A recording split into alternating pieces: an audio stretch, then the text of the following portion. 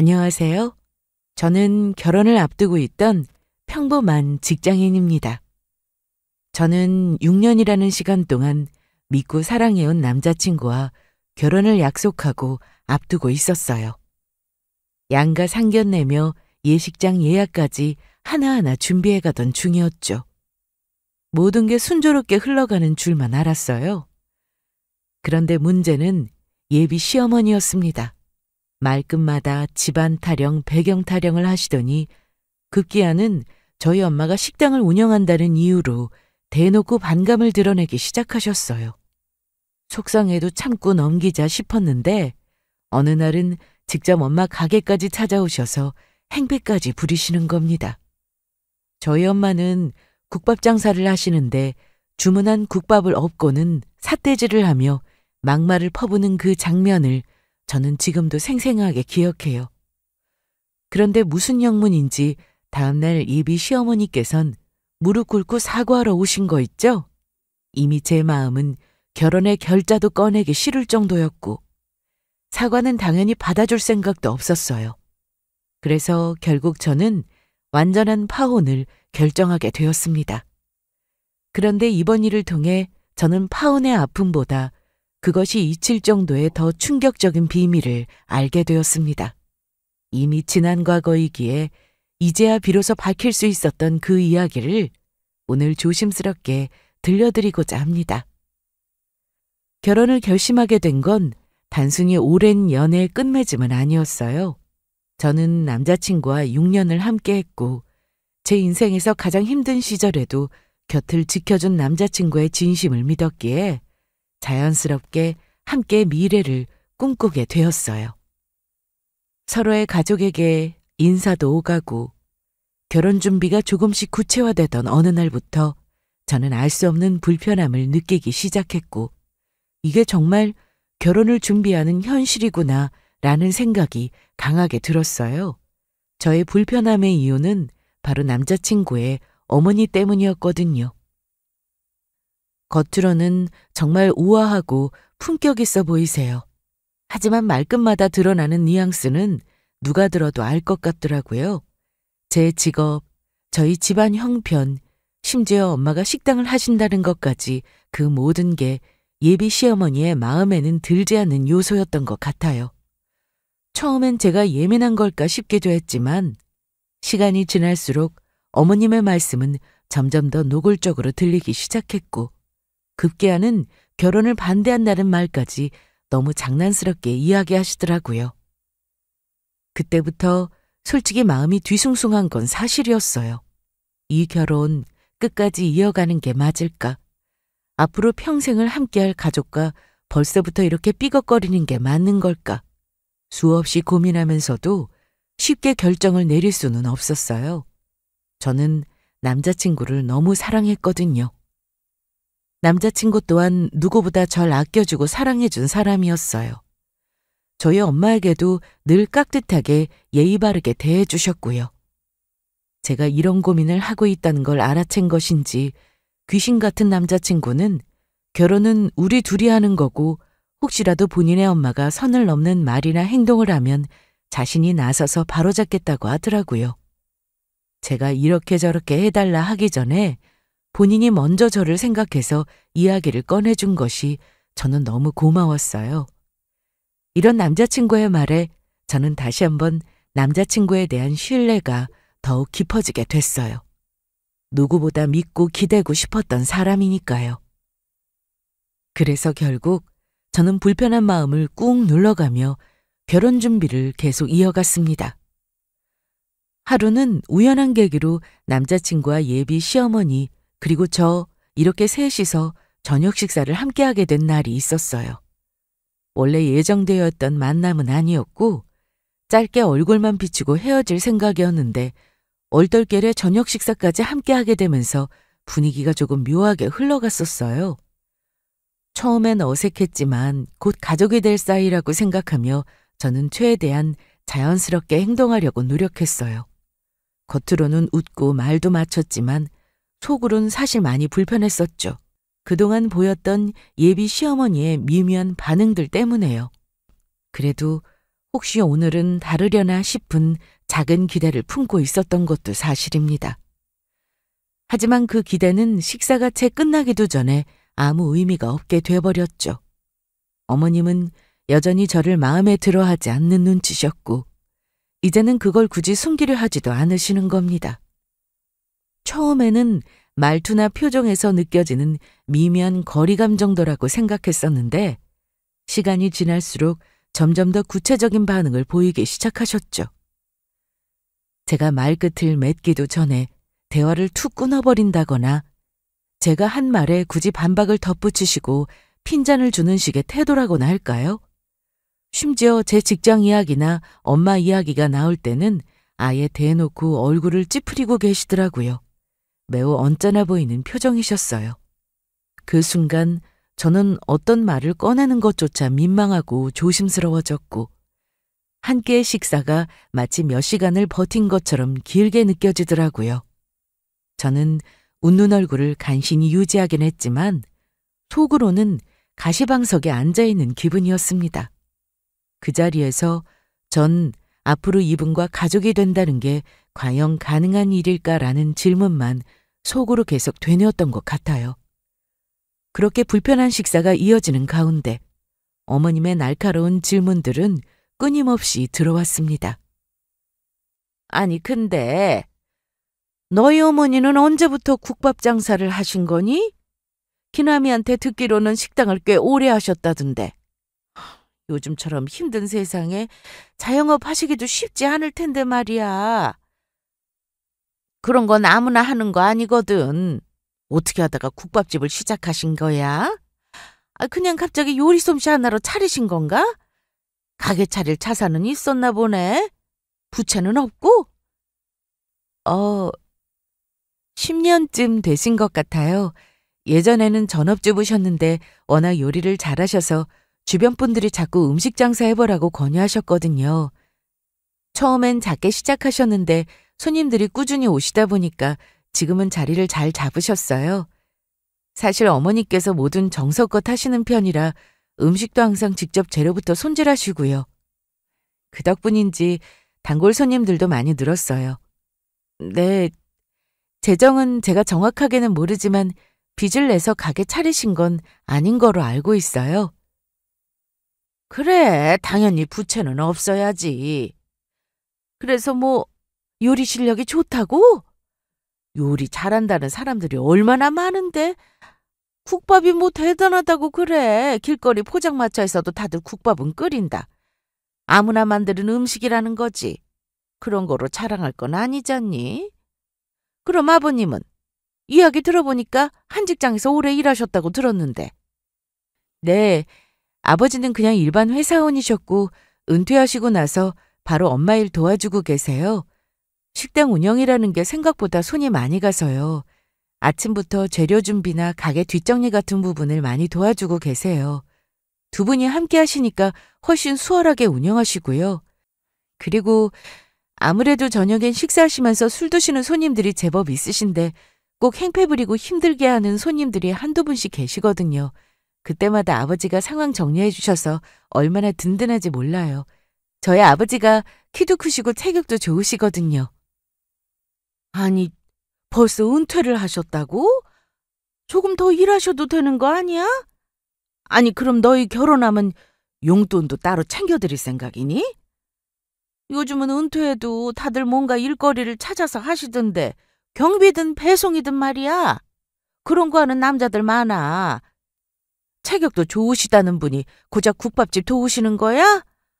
아유, 참 안타깝네. 체격이 아깝네, 아까워. 뭐 먹고 살겠다고 그걸 도우시나 몰라. 용돈은 아직 의논된 건 없는 상태예요. 네, 어머니가 몸이 좀 편찮으신 부분이 있어서요. 청각 쪽이 좀 안 좋으시거든요. 그렇다 보니까 손님 응대나 소음이 많은 상황에서 불편하실 때가 많으셔서요. 그럴 때마다 아버지가 그런 부분을 도와드리고 계세요. 배달이나 경비도 괜찮죠. 근데 두 분 벌어 쓰시기엔 식단도 부족한 정도는 아니신 거로 알고 있어서 충분하신 것 같아요. 편찮으신 몸에 국밥집이라니? 아유, 참 말도 안 나온다, 말도 안 나와. 이런 상황이면 우리 아들이 나중에 거기서 허드렛 일이나 하고 있을 거라는 말 아니냐? 나는 우리 아들을 그렇게 키운 적 없는데 결혼하면 고생길이 훤하네. 아유, 머리야. 저기서 국밥 퍼주고 있는 거 아니냐고. 기남이 너 거기 가서 일하기만 해? 그만 좀 하세요, 엄마. 같이 모인 저녁 식사 자리에서 꼭 이런 말씀까지 하셔야겠어요? 나랑 단둘이 먹는 것도 아니고 혜빈이랑 같이 먹는 자리에서 그런 이야기를 왜 하시는 거예요? 기분 상하게 말씀하시지 마시고요. 이런 이야기만 자꾸 하실 거면 저희는 그냥 밥만 먹고 먼저 일어날게요. 지금은 식사 자리가 어느 누구에게도 좋을 게 없어 보이네요. 허! 기가 막혀서? 어디 뭐 왕비라도 모시고 온 거야? 웃기지도 않네, 진짜. 누가 보면 너 혼자 결혼하는 줄 알겠다. 벌써부터 저렇게 여자친구 감싸들고 지 엄마 말은 듣지도 않으면 나중엔 어쩌자는 거야? 그래, 됐다. 빨리들 먹고 일어나. 짜증나니까 괜히 입맛도 없어지네. 불편함이 극에 달했던 그날 저녁. 저는 남자친구와 함께 밥을 먹는 둥 마는 둥 허겁지겁 식사를 끝내고 자리에서 일어났습니다. 도저히 그 자리를 더는 견딜 수 없겠더라고요. 아무리 노력해도 겉으로 웃고 있는 제 표정이 점점 정색으로 바뀌고 있다는 걸 스스로도 너무 느껴졌어요. 속으로 부글부글 끓어오르는 감정을 꾹 눌러가며 자리를 박차고 나온 뒤 차에 오르는 순간에도 제 머릿속에는 어떻게 사람이 저렇게 무례할 수 있을까? 이 생각만 맴도는 거 있죠? 말 한마디 한마디가 가시처럼 날아왔고 그 가시는 저뿐 아니라 저희 부모님을 향해 꽂히고 있었어요. 특히나 엄마와 아빠 두 분 다 정말 지금까지 최선을 다해 성실하게 살아오신 분들인데 그분들의 노력을 한순간에 무시하고 있는 게 너무 억울하고 화나더라고요.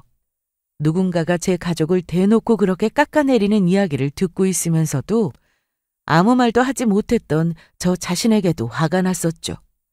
속이 쓰리다른 표현이 맞는 것 같아요. 남자친구는 제 표정이 굳어있는 걸 알아차렸는지 곧장 사과하더라고요. 미안하다는 말을 여러 번 되풀이하면서 엄마에게 다시는 이런 일이 없도록 단단히 말하겠다고 말했습니다. 그리고는 저를 똑바로 보며 앞으로 한 번이라도 이런 일이 반복된다면 자신이 먼저 엄마와 인연을 끊을 테니 이번 일로 결혼을 부정적으로 생각하지 말아달라고 간곡히 부탁하는 거예요. 제 마음을 어떻게 읽었는지. 맞아요. 솔직히 말하면 그 자리에서 바로 결혼을 업고 나오고 싶은 마음이었어요. 너무 수치스럽고 참기 힘든 모욕들이었어요. 하지만 저도 그 자리에서 업지를 못했던 건 남자친구 때문이었어요. 남자친구와 저는 오랜 시간 서로 함께하는 수많은 미래를 꿈꿔왔었고 같이 이루고 싶은 것들이 많았거든요. 그런 생각들이 스쳐 지나가니 저도 제 감정대로만 할 수는 없겠더라고요. 그리고 남자친구가 제 앞에서 진심으로 고개를 숙여 사과하고 저와의 미래를 포기하지 않겠다고 말하고 있는 모습 때문에 더 마음이 흔들렸었죠. 조금 마음이 진정되고 나서야 저는 어쩔 수 없이 결국 제 안에서 끓던 분노를 뒤로 한 채 남자친구를 끝까지 믿어보기로 마음을 다잡았어요. 더는 기회가 없을 수도 있다는 생각을 하면서도 적어도 남자친구만큼은 제 편이라는 마음을 지우고 싶지 않았거든요. 그렇게 무슨 일이 있었냐는 듯 시간은 또 그저 흘러갔었어요. 그러던 어느 날 전혀 예상치 못한 연락이 남자친구를 통해 들려오는 거예요.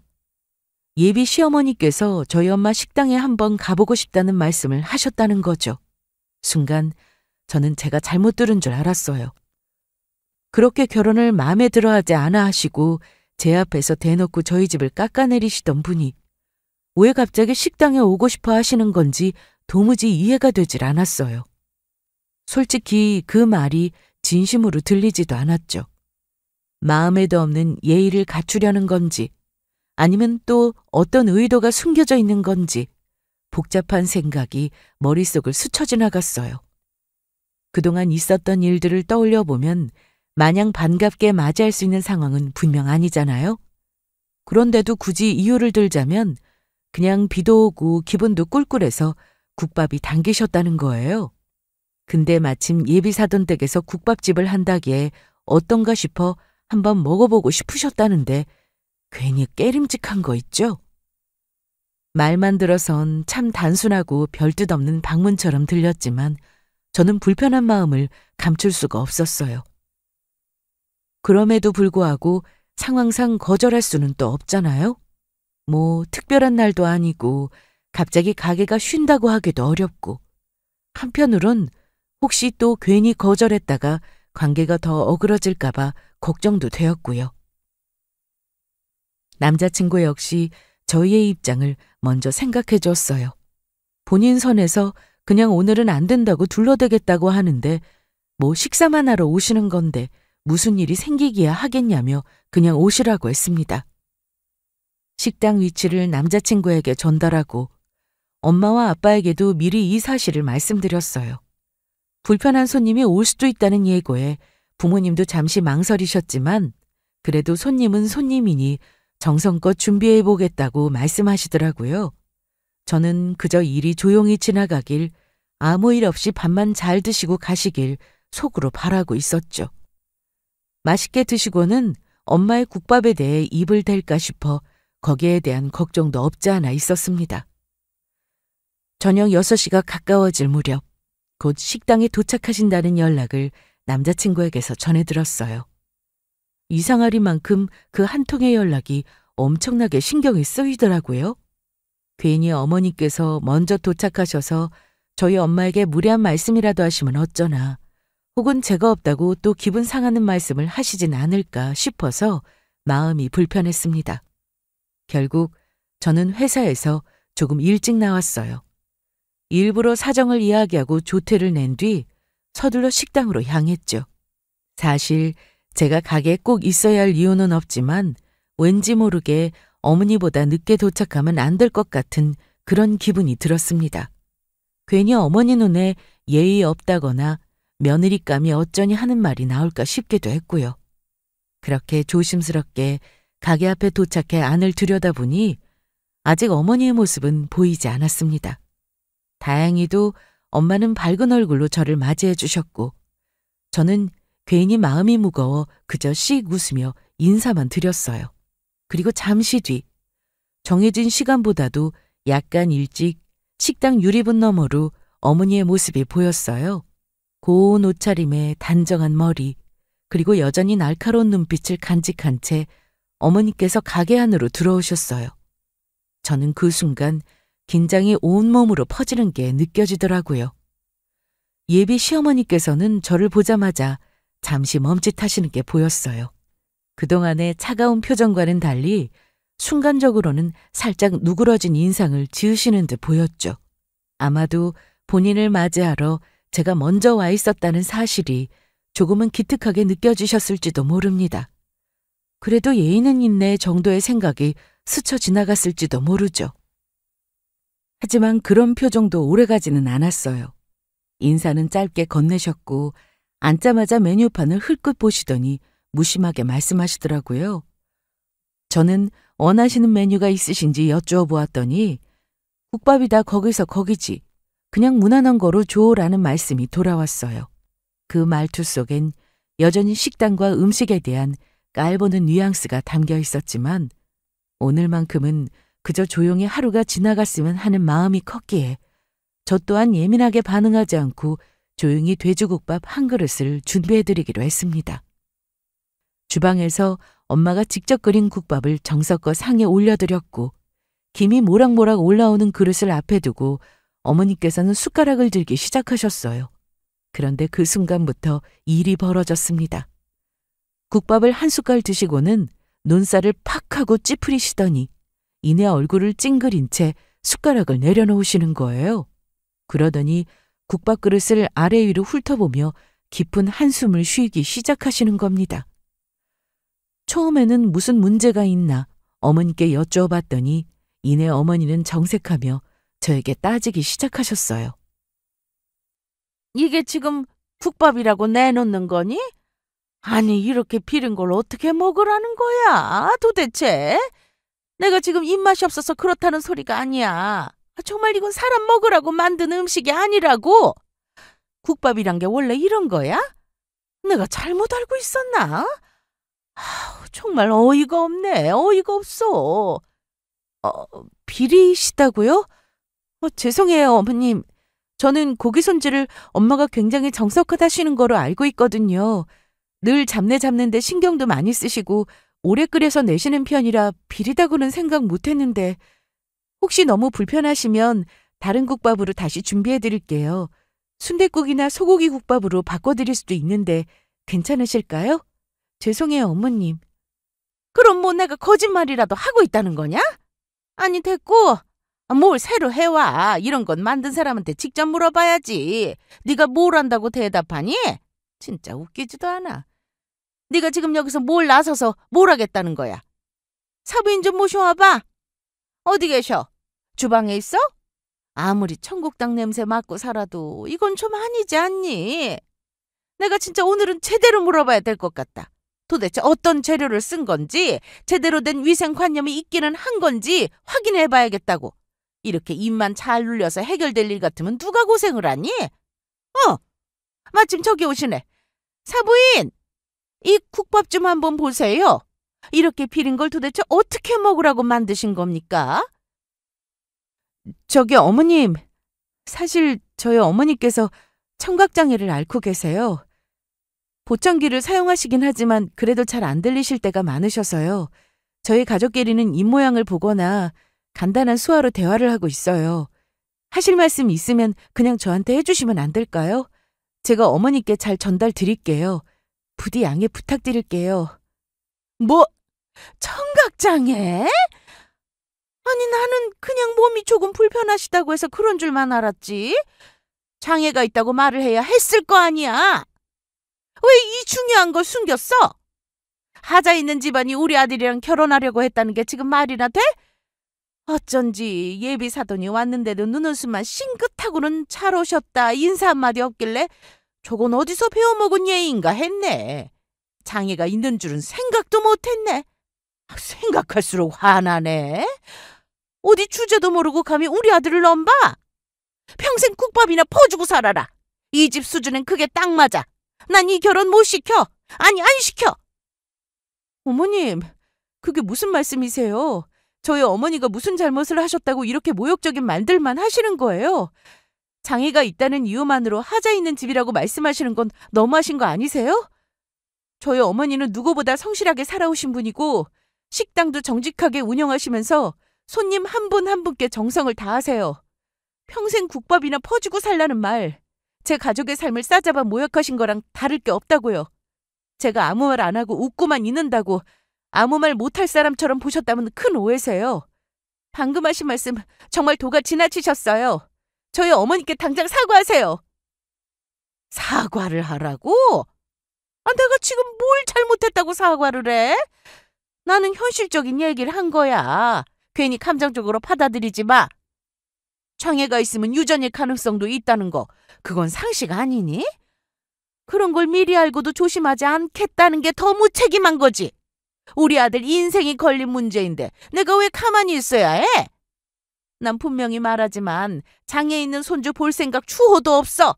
그 유전 어디 가겠니? 아휴, 괜히 찝찝해서 한번 와본 건데 이럴 줄 알았어 내가. 이런 집에 어떻게 창가를 보내? 됐고, 결혼은 없던 거로 생각해라. 귀가 안 들리면 지금 내가 하는 이야기들도 당연히 못 들으시겠지. 귀도 안 좋은 사람이 음식 장사를 해? 길거리에서 와플이나 팔 것이지. 나원, 나 이런 집에 우리 기남이 못 보내니까 그런 줄 알아. 음식도 아닌 거에 돈 내라고 할 건 아니지? 나 간다. 예비 시어머니는 결국 본인의 말만 다다다 쏟아내고는 아무 말 없이 휙 돌아서 식당을 나가버리시는 겁니다. 사과는커녕 비아냥과 모욕만 남긴 채 마치 본인의 역할을 다했다는 듯 말이죠. 사람에 대한 예의도 마음에 대한 배려도 전혀 없는 그분의 모습에 너무 분한 나머지 얼굴까지 새빨개졌더라고요. 정말 사람이 어떻게 저럴 수 있을까 싶었습니다. 저희 어머니도 대화 내용을 정확하게 들으실 수는 없으셨지만 표정이나 상황만 봐도 심각한 상황이라는 건 인지하시잖아요.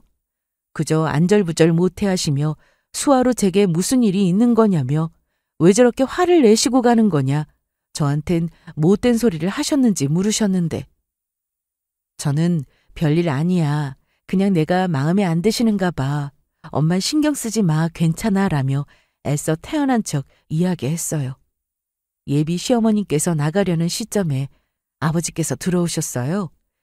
마침 장을 보고 돌아오시던 길이셨고 예비 시어머니의 마지막 말만 들으셨던지라 어찌된 상황인지 묻는 표정을 지으셨고 저는 그동안 꾹 눌러왔던 감정을 그 자리에서 모두 쏟아냈어요. 방금 어머님과 어떤 말이 오갔는지, 엄마가 어떤 취급을 받았는지, 그리고 저 역시 어떤 상처를 입었는지 하나하나 전부 다요. 아버지는 말없이 제 이야기를 다 들으신 후 조용히 제 어깨를 토닥여 주셨습니다. 그러시곤 예비 시어머니의 성함과 나이, 사는 곳이 어디인지만 물으시는 거예요. 순간 당황했죠. 그게 왜 궁금할까 싶어서요. 알아서 뭘 하신다는 건지도 모르겠고 하지만 그저 물으시길래 대답만 해드렸고 아버지는 알겠다며 짧게 말씀하신 뒤엔 오늘 일은 너무 마음에 담아두지 말라며 액땜했다고 생각하자는 거예요. 그리고 이 결혼은 없는 거를 생각하라고. 그 말씀을 듣는 순간 울컥하는 마음을 애써 누르느라 정말 애를 먹었습니다. 사랑하는 사람과의 결혼이 이런 모욕과 상처 속에서 무너지는 게 너무 억울하고 가슴 아프더라고요. 저는 그날 있었던 일을 고스란히 남자친구에게도 전했어요.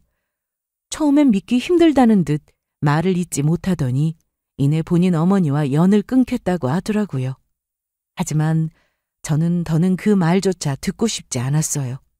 저는 그런 분을 시어머니로 모시며 살아갈 자신이 없다고도 말했고 저희의 관계도 이제는 그만하고 싶다고 말했습니다. 그 말을 끝으로 저는 남자친구의 연락처를 차단했어요. 괜히 미련 가졌다간 저만 더 상처받을 것 같았거든요. 현실은 제 속에 미련이 너무 많이 남아있죠. 하지만 그보다 더 컸던 건 저희 가족이 아무 이유 없이 들은 모욕적인 말들과 그 상처 위에 또 다른 상처를 얹으며 살아가고 싶지 않은 마음이 더 컸어요. 집에 돌아온 그날 밤 저는 얼마나 울었는지 몰라요. 문을 닫고 방 안에 혼자 앉아 있으니 감정이 와르르 무너져 내리더라고요. 드라마에서나 있을 법한 일들이 제게 일어난다는 게 믿기지도 않았고 현실이라고 받아들이기엔 너무 어처구니없고 참담했어요. 억울하고 화가 나고 무엇보다 너무 슬펐죠. 한때 사랑했던 사람과의 미래가 이렇게 무너졌다는 사실도 슬펐지만 제 가족이 이유 없이 모욕당했다는 그 장면이 머릿속을 떠나지 않았습니다. 다행히 다음 날은 휴일이었어요. 눈은 퉁퉁 부었지만 집에만 있기엔 마음이 더 갑갑할 것 같아 아침 일찍 엄마 가게로 향했습니다. 따뜻한 국물을 끓이기 위해 움직이는 엄마의 등을 보고 있으니 괜히 또다시 마음이 아픈 거 있죠? 저는 애써 괜찮은 척하며 평소보다 부지런히 가게 오픈 준비를 도왔어요. 그런데 가게 문을 연 지 얼마 지나지 않아 예상치 못한 사람이 문을 열고 들어오는 거예요. 바로 예비 시어머니였습니다. 문턱을 넘자마자 저와 어머니를 보더니 갑자기 다짜고짜 무릎을 꿇으시더니 고개를 거의 바닥에 닿을 정도로 깊숙이 숙이시고는 연신 미안하다, 용서해달라고 반복하며 말씀하시는 거예요. 어제와는 전혀 다른 표정과 말투에 당황한 나머지 왜 이러시는 거냐는 대답만 했던 것 같아요. 어머님은 제 말을 듣는 둥 마는 둥 계속해서 사과만 하시는 거예요. 정말 잘못했다, 제정신이 아니었다. 딸처럼 생각하려 했는데 왜 그랬는지 모르겠다라며 손까지 바닥에 짚으며 고개를 숙이시는 거 있죠? 너무 당황스럽고 어안이 벙벙해져서 저도 어떻게 해야 할지 모르겠더라고요. 불과 하루 전 제 가족을 하찮게 여기고 모욕하던 사람이 어쩌다 이렇게까지 달라진 건지, 무슨 이유가 있었던 건지 도무지 이해할 수 없는 상황이었어요. 그저 상황 자체가 혼란스러웠어요. 그러고는 하시는 말씀이 본인이 다 잘못했으니 제발 신고만 하지 말아달라며 애원하시는 거예요. 본인은 이제 정말 가진 게 없다며 한 번만 용서해달라. 그게 밝혀지면 진짜 망해버린다라며 이해할 수 없는 말들만 하시는 거예요. 다짜고짜 사과하는 것도 당황스러운데 신고를 하지 말라니 무슨 말인지 하나도 못 알아듣겠더라고요. 그러더니 오늘 아침 본인에게 전화한 사람이 분명 저희 집 사람일 거라며 제발 한 번만 다시 생각해달라고 빌고 또 비시는데 저는 너무 난감하기만 했습니다. 그래서 그게 무슨 말인지 알아듣게 설명해달라고 말씀드리니 어제 그렇게 모진 말들을 내뱉고 나서 오늘 아침 어떤 남자로부터 전화가 왔다는 겁니다. 본인만 아는 비밀이 있는데 그 사람이 어떻게 아는지 모르겠지만 오늘 당장에 사과를 안 하면 그 비밀에 대한 큰 죗값을 물게 할 거라며 협박을 받았다는 거예요. 일단 저도 아는 내용이 하나도 없으니 저희 집에 그런 연락을 줄 사람은 없다며 어떻게 어머님의 개인 비밀을 알 수 있냐고 다그쳤죠. 그래도 끝까지 저희 집 사람일 거라며 울고불고 난리도 아니신 거예요. 그래서 저는 가게 오픈도 했고 손님들도 올 거라며 계속해서 이런 식으로 방해하시면 그 비밀 어쩌고 신고당하시기 전에 영업방해로 먼저 신고할 수 있다고 그만 가주실 것을 부탁드렸어요. 그렇게 말씀드리니 그제야 어머니는 어쩔 수 없다는 듯 한숨을 내쉬고는 돌아가셨어요. 정말 아침 대바람부터 너무 황당한 일이었습니다. 정말 정신없는 아침에 모두가 혀를 내둘렀고 다들 영문을 모르겠다는 표정을 짓고는 이내 다시 식당 업무에 집중했습니다. 그러고는 밤이 돼서야 가족끼리 모여 낮에 있었던 일에 대해 이야기할 수 있었는데 제가 앞서 말씀드렸던 파혼의 아픔보다 더 큰 충격적이었던 이야기가 바로 여기서 나오게 되었어요. 근데 아빠, 오늘 도대체 그 어머님은 왜 아침부터 오셔서 그렇게 무릎 꿇고 용서를 구하셨을까? 어제까지만 해도 그렇게 막말을 쏟아내시던 분이 하루 만에 사람이 저렇게 바뀔 수 있는 거야? 아무리 생각해도 이해가 안 돼. 아침에 대체 누구한테 어떤 연락을 받으셨길래 저렇게 안절부절 못하시는 걸까? 궁금하냐? 그럼 당연하지. 사실 그분이 갑자기 그런 태도를 보이니까 오히려 더 무섭게 느껴지더라. 아니, 우리가 본인 비밀을 어떻게 한다는 거야? 어젯밤만 해도 말도 안 되는 이야기로 사람을 깎아내리더니 도무지 앞뒤가 안 맞아. 세월이 많이 흘렀기 때문에 이야기해 주는 거야. 잘 들어. 심장 단단히 부여잡고.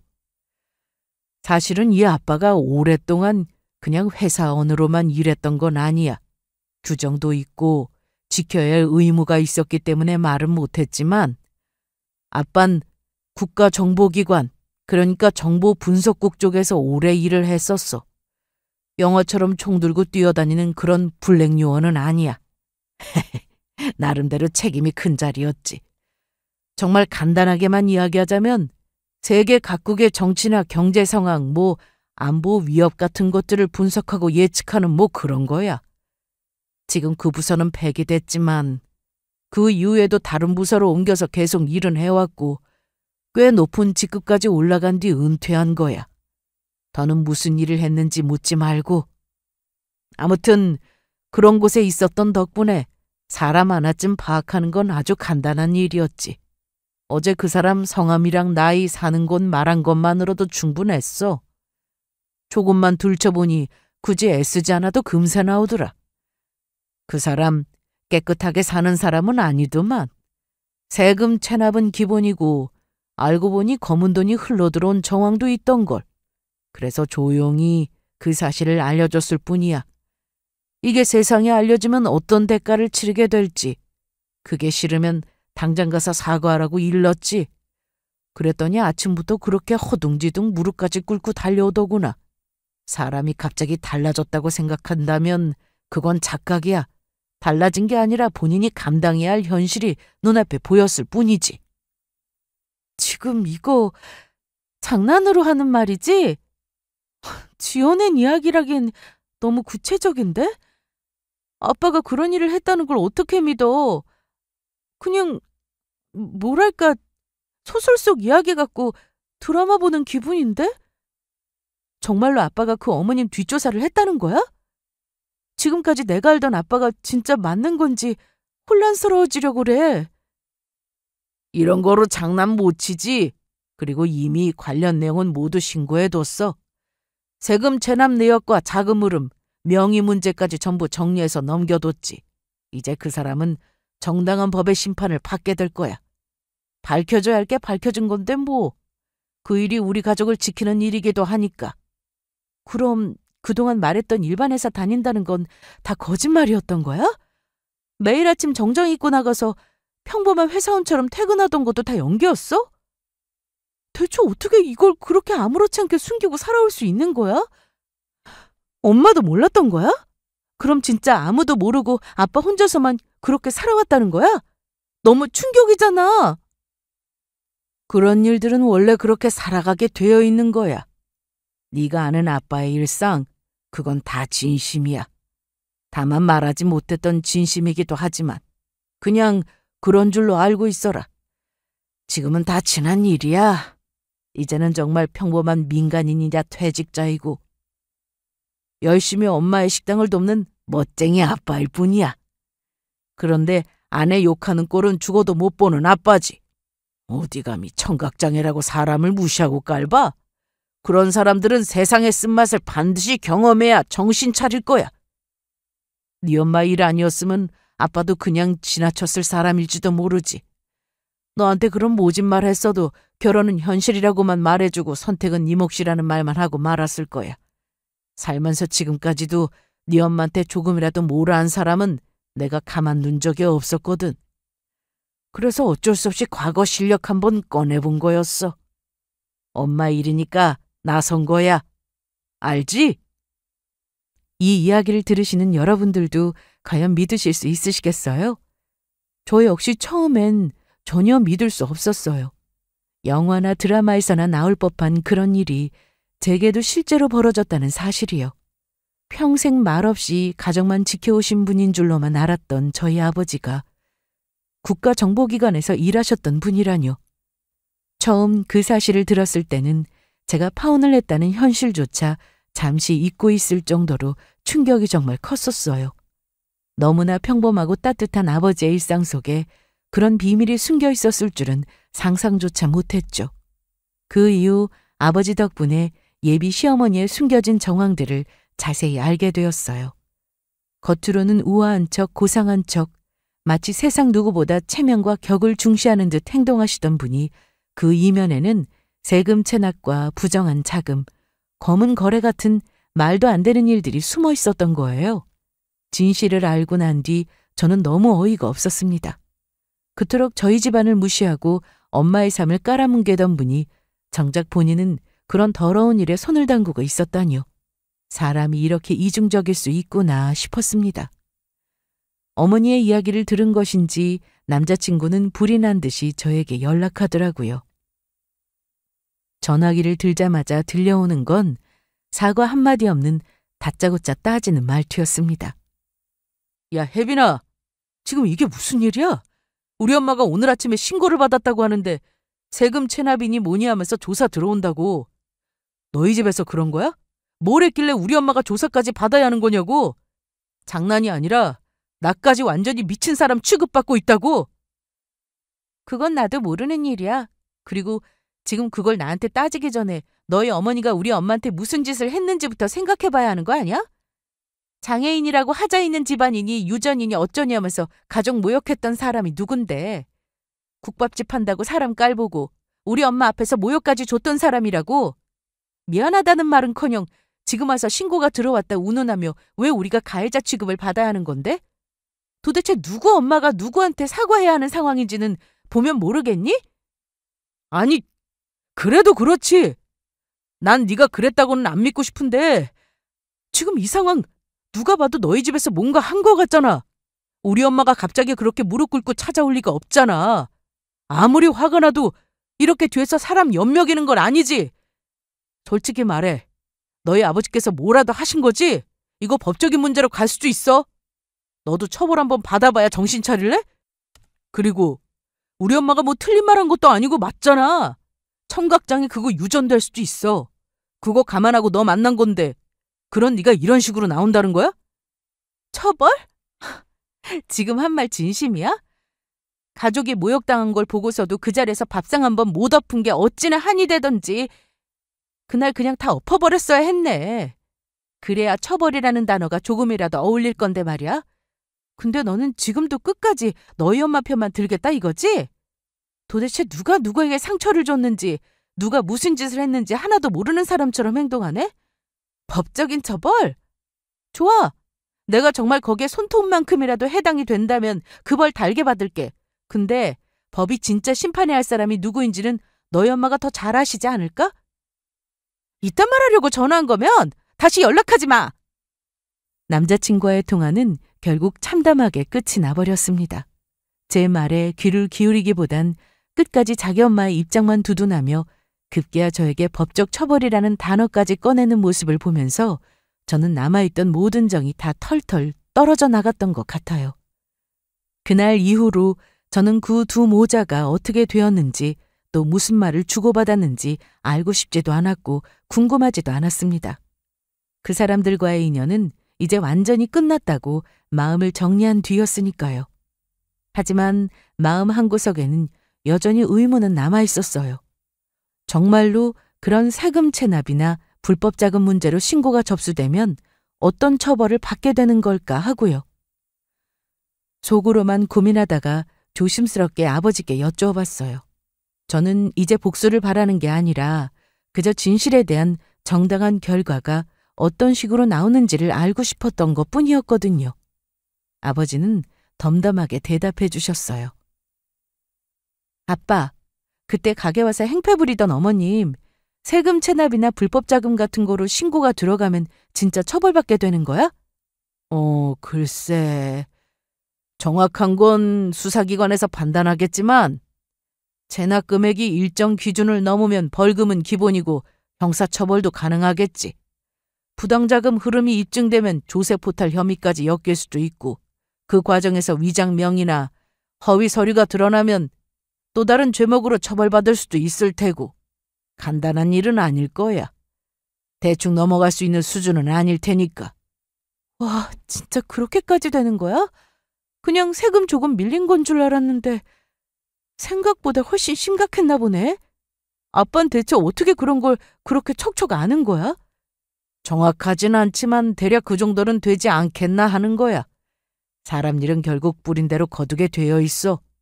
처음부터 그런 집안에 시집 안 가게 된 걸 오히려 감사하게 생각해야지. 넌 아빠 덕분에 큰일 한 번 피한 거야.